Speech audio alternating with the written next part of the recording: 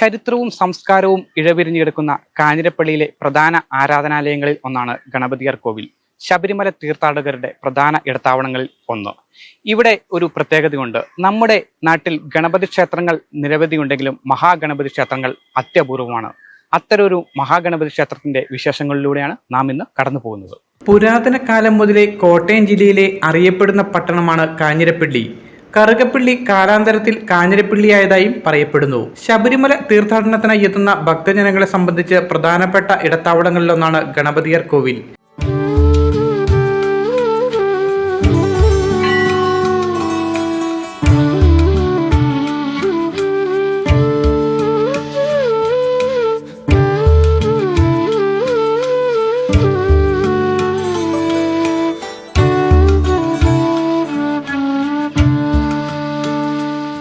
നൂറ്റാണ്ടുകൾ പഴക്കമുള്ളതായി കരുതപ്പെടുന്ന ഈ ക്ഷേത്രം ചേര രാജവംശകാലത്ത് നിർമ്മിച്ചതായാണ് കരുതുന്നത്. അതിനാൽ തന്നെ ക്ഷേത്രത്തിന്റെ നിർമ്മാണത്തിൽ ഒരു തമിഴ് ടച്ച് നമുക്ക് കാണുവാനാകും. കോവിലിലെ വിഗ്രഹങ്ങളും തൂണുകളും അടക്കം പൂർണ്ണമായും ശിലകളിൽ നിർമ്മിച്ചതാണ്. ഏതാണ്ട് 1000-ലധികം വർഷം പഴക്കമുള്ള ഒരു ക്ഷേത്രമാണ് കാഞ്ഞിരപ്പള്ളി ശ്രീ ഗണപതിയാർ കോവിൽ.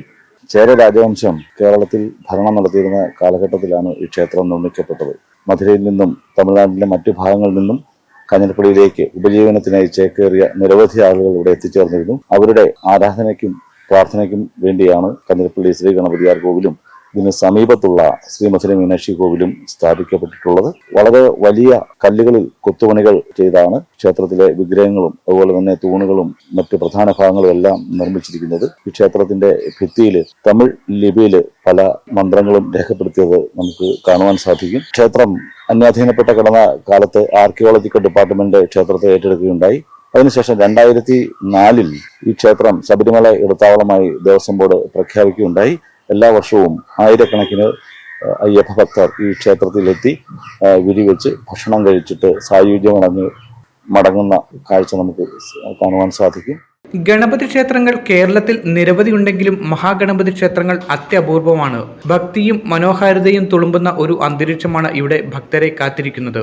ആമ്പൽക്കുളവും അതിൽ ഇടകലർന്ന താമരയും നാഗത്തറയിലെ പാതിരാമുല്ലയും കൂവളവും ചുവന്ന ചെമ്പരത്തി എന്ന് വേണ്ട കരിമ്പും കണിക്കൊന്നയും ചുവന്ന ചെമ്പകവുമെല്ലാം ഭക്തി എന്നതിന് ഉപരിയായി ഒരു പ്രത്യേക അനുഭൂതിയാണ് നൽകുന്നത്.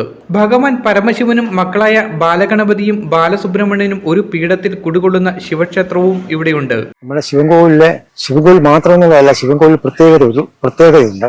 ആ പ്രത്യേകത എന്തെന്ന് വെച്ചാൽ ആ ശിവപ്രതിഷ്ഠയിലെ ഒരു പ്രതിഷ്ഠയിൽ തന്നെ 3 ഭഗവാന്മാരാണ് ഇരിക്കുന്നത്. ഒന്ന് പ്രധാനമായിട്ടും ശിവന്, രണ്ടാമത് ബാലസുബ്രഹ്മണ്യൻ, മൂന്നാമത് ബാലഗണപതി.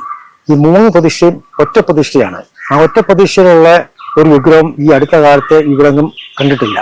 ഏറ്റവും പ്രധാനപ്പെട്ട നല്ല ശക്തി കൂടിയ ഒരു പ്രതിഷ്ഠയാണ്. കൂടാതെ സൈഡിലെ അയ്യപ്പൻ, മറ്റു സൈഡിലെ സുബ്രഹ്മണ്യൻ. കൂടുതൽ പഴക്കമുള്ള ഒരു ക്ഷേത്രമാണ്. ഇവിടെ പ്രധാനമായിട്ടും ശിവരാത്രി മഹോത്സവം, പിന്നെ വിനായക ചതുർത്ഥി, കൂടാതെ ഭജന, മണ്ഡല ഭജന തുടങ്ങിയ എല്ലാ പ്രധാനപ്പെട്ട കാര്യങ്ങൾ നടക്കുന്നു. ഇവിടുത്തെ ഷഷ്ടി എന്ന് പറഞ്ഞാൽ വളരെ പ്രധാനമാണ്. സ്കന്ദ ഷഷ്ടിയാണ്. കഴിഞ്ഞ വർഷം നല്ല രീതിയിൽ 10,000 പേര് കൂടിയ ഒരു ഷഷ്ടിയായിരുന്നു. ഒരു കാലഘട്ടത്തിൽ 56 ഏക്കറോളം ഉണ്ടായിരുന്ന ക്ഷേത്രഭൂമി കയ്യേറ്റങ്ങൾ മൂലം അന്യാധീനം വന്നതിനാൽ നിലവിൽ അവശേഷിക്കുന്നത് കേവലം 3 ഏക്കർ മാത്രമാണ്. ഈ കാണുന്നതാണ് ക്ഷേത്രക്കുളം. ഇത് ചെറിയൊരു കുളമാണെങ്കിലും ഒരു കാലഘട്ടത്തിൽ ഈ പ്രദേശമാകെ വലിയൊരു ചെറിയായിരുന്നു.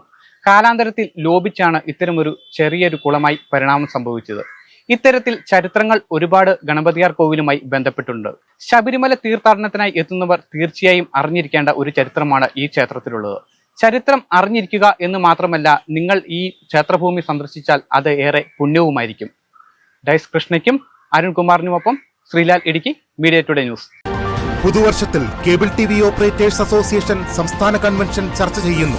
നവകേരളം, സാധ്യതയും പ്രതിസന്ധിയും. ജനുവരി 3 വെള്ളി വൈകിട്ട് 5:30 തിരുവനന്തപുരം വൈലോപ്പള്ളി സംസ്കൃതി ഭവൻ ഓഡിറ്റോറിയത്തിൽ രാഷ്ട്രീയ സാംസ്കാരിക ഉദ്യോഗസ്ഥ മേഖലകളിലെ പ്രമുഖർ പങ്കെടുക്കുന്നു. ഉദ്ഘാടനം ജോൺ ബ്രിട്ടാസ് MP. വിഷയാവതരണം യുണൈറ്റഡ് നേഷൻസിന്റെ G20 global land initiative director Murali Thummarukudy. പങ്കെടുക്കുന്നവർ കേരള സംസ്ഥാന ആസൂത്രണ ബോർഡ് അംഗം doctor Ravi Raman, centre for development സ്റ്റഡീസിലെ doctor Praveena Kodoth, Kerala vision chairman K Govindan, COA സംസ്ഥാന president Praveen Mohan, COA general secretary PB Suresh, SIDCO president K Vijayakrishnan. Navakeralam, സാധ്യതയും പ്രതിസന്ധിയും. സെമിനാർ വേദിയിലേക്ക് ഏവർക്കും സ്വാഗതം.